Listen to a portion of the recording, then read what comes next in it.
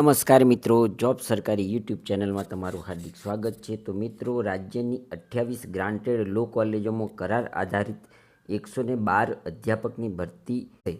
તો રાજ્યની 28 ગ્રાન્ટેડ લો કોલેજોમાં લાંબા સમયથી ચાલી રહેલી શૈક્ષણિક મહેકમની ઘટ પૂરી કરવા શિક્ષણ વિભાગે મહત્વનો નિર્ણય લીધો છે। બાર કાઉન્સિલ ઓફ ઇન્ડિયાના 2000ના નિયમ મુજબ પૂરતો સ્ટાફ ન હોવાને કારણે કોલેજોની માન્યતા પર જોખમને ધ્યાને રાખી સરકાર દ્વારા કોલેજ દીઠ વધુ 4 અધ્યાપકોની સેવા સીઈએમ પોર્ટલ મારફતે લેવાની મંજૂરી અપાઈ છે। શૈક્ષણિક વર્ષ 2025-26 માટે ₹50,000ના માસિક ફિક્સ મહેનતાણાથી આ નિમણૂક કરવામાં આવશે, જેનો ખર્ચ ગ્રાન્ટમાંથી જ ચૂકવવામાં આવશે। આ પ્રક્રિયાથી રાજ્યની લો કોલેજોમાં શિક્ષણનું સ્તર સુધરશે, બીસીઆઈના માપદંડો પણ અહીં પાલન થશે।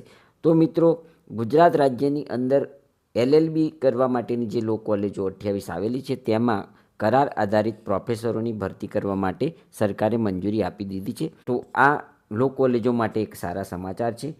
જો તમે લો કોલેજોમાં અધ્યાપકની નોકરી કરવા માંગતા હોય અને તે પ્રમાણેની શૈક્ષણિક લાયકાત ધરાવતા હોય તો ટૂંક સમયમાં આ બાબતેની જાહેરાત આવશે, તેનું ધ્યાન રાખવું।